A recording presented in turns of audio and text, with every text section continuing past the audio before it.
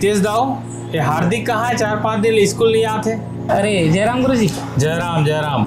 वो कहा है ना गुरुजी कि 2-4 दिन पर मैं बाहर गिरे हूँ तो गल्ला में बैठे कोई नहीं रही से, तो मैं ही बोल दे रहा हूँ हार्दिक ला कि गल्ला ला संभालवे कर दे, अब स्कूल ला नांगा कर देवे हार्दिक करके, मैं ही बोल के गिर हूँ गुरुजी। तो हार्दिक ला भी कार बिठा रहा था जी, ओकर पढ़ाई लिखल सत्यानाश करा था, ओकर भविष्य के साथ खिलवाड़ करा था, ओकर जगह हम कोई दूसरा ला नहीं बिठा लेते। लड़का की जिंदगी तो इसने खराब हो जाई दाओ। अरे ज़्यादा पढ़ लिख के का करी गुरुजी, जब दुकानें संभाल रहे था मोर बबक समय ले तो दुकानदारी करता था, अब मोर लड़का जोड़ना घटाना से कि वही बहुत है गुरुजी।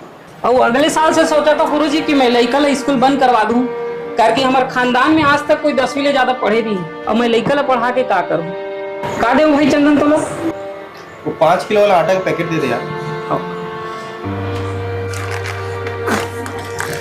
चले चंदन 5 किलो आटा और का दो चंदन। तो लड़का के जिंदगी पूरा खराब कर देते हैं। एक बात बोलो हितेश भाई, अगर बुरा नहीं मान में तो। अरे यार ले भाई तुम बोल ले यार। मैं आज कौन सी स्थिति में हूँ तो पहले कौन सी स्थिति में रहे हूँ, रहते तो बहुत अच्छा से जाओ।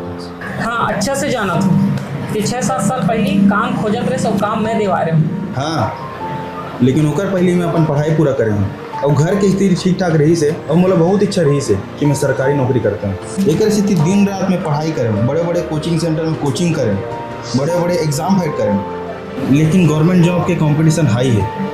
गवर्नमेंट जॉब के एक सीट के पीछे लाखों आदमी तैयारी कर रहे थे, वो लाखों में से एक आदमी सेलेक्ट हो पाते। मैं बहुत पढ़ाई करे हूँ, बहुत मेहनत करे हूँ, लेकिन वो सरकारी नौकरी नहीं लग पाई। बस बस चंदन भाई, जब सरकारी नौकरी मिली नहीं तो पढ़ाई लिखाई से क्या फायदा? यही तो बता हूँ तोला, जब मुझे सरकारी नौकरी नहीं मिली तब मैं सोचा हूँ कि मुझे कुछ काम करना चाहिए। वो काम के तलाश में मैं तोर पास आऊँ, तो मुझे एक ठेकेदार के पास में भेजे है और मैं वहाँ जी तोड़ मेहनत करूँ। और जब एक हफ्ता बाद मोला मोर मजदूरी मिली से, तब मोला लगी से कि मोर पढ़ाई लिखाई के हिसाब से वो मजदूरी बहुत कम। फिर मैं सोचा हूँ कि मोला कोई और दूसरा काम करना चाहिए। सरकारी जॉब तो मुझे नहीं मिल पाई, लेकिन मैं प्राइवेट जॉब के तलाश में निकल गया और मुझे एक कंप्यूटर दुकान में काम मिल गया। चंदन, हाँ भैया। हाँ सुनो, तो वो जो गेमिंग पीसी है ना उसको बना देना। हाँ। और एक लैपटॉप के लिए कस्टमर आ रहा है, उसको डिलीवर वगैरह जो है पूरा प्रोसेस आप देख लेना। पूरा 1 महीना लगन के साथ काम करें और पहली महीना की सैलरी मिली 8,000।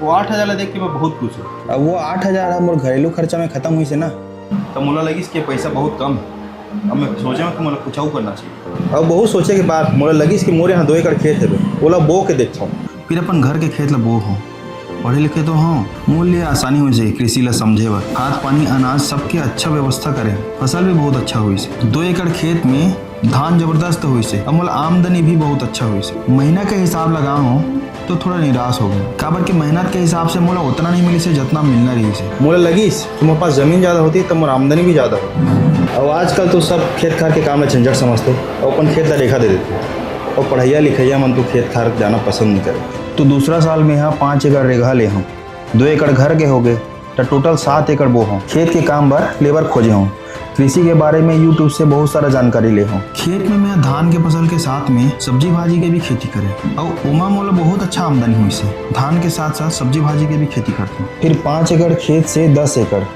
10 एकड़ खेत से 50 एकड़, आज मैं 80 एकड़ खेत बोता हूँ। हमारे खुद के 15 एकड़ खेत है, ट्रैक्टर है, बढ़िया मकान है, और ये सब चीज़ है मोर पढ़ाई से संभव हो पैसा। और आज अगर मैं अनपढ़ रहते हूँ तो मेरे पास 2 एकड़ खेत रहती और मैं वहीं में खुश रहते हूँ। और ये जो नया नया कृषि के टेक्निक आते ना, वो सीख नहीं पाते और मोर तरक्की वहीं रुक जाती है, और मैं सिर्फ जीविकोपार्जन कर पाते हूँ और मोर स्थिति तोर जैसे रह जाती है। मोर जैसे? हाँ तोर जैसे। तोर दादा के समय में गाँव में 1 ठन दुकान रही से, तोर पिताजी के समय में गाँव में 10 ठन दुकान, और तोर समय में हमारे गाँव में तोर दुकान के अलावा 15 ठन दुकान है। और तो लड़का के जमाना काट ले गाँव में 20-25 ठन दुकान तो हो ही जाए, और ज़्यादा दुकान मतलब कमाई है बढ़ जाए। और तोर दुकान में कोई नया चीज़ नहीं मिले, जो तोर दादा के समय में मिला रही से आज भी वही सामान मिला था। कुछ नया नहीं सोच पास, वही दुकान वही सामान। काबर कितने ज़्यादा पढ़े लिखे नहीं है, तो लड़का भी कम पढ़े लिखे रही, वो भी यही दुकान चलाई, कुछ नया नहीं कर पाया। हाँ लेकिन ये बात अलग है, अगर तो लड़का स्कूल जाही पढ़ाई लिखाई करही तो तोर ही दुकान ला चमका दी, अपन कुछ नया दिमाग लगाही, नया सामान डाली, पढ़े लिखे रही तो भाई तो कुछ भी कर सकते हैं, बस इच्छा शक्ति होना चाहिए। और पढ़ाई का मतलब ये नहीं कि सिर्फ सरकारी नौकरी के लिए पढ़ाई करो, पढ़ाई का मतलब ये है कि अपन आत्मज्ञान ला बढ़ाओ और एक लायक इंसान बनो, जो कोई भी काम ला मुश्किल है कि मत बोल सके। सही बोले नहीं गुरु? मान गया यार चंदन, आज तो एकदम बढ़िया तरीका समझा।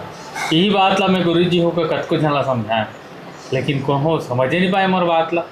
अब आज ले मैं तोर कहानी ला जन ला बता के समझाऊं कि पढ़ाई के महत्व का है। एक सीते तो स्कूल में लिखा रही थे, सब पढ़ो आगे बढ़ो। चंदन भाई मोला समझ आ गए, मोर पुरखा के दुकान है इसने हालात में बर्बाद हो जी। जब वो मैं नयापन नहीं हुई, अब मैं तो ज़्यादा पढ़े नहीं हूँ, लेकिन मोर लड़का है जितना पढ़ी मैं उतना पढ़ा हूँ। जब पढ़ाई करते हो ना कोई भी, तो ये सोच के पढ़ाई मत करो कि सरकारी नौकरी करना, बल्कि ये सोच के पढ़ाई करो कि एक काबिल इंसान बनना।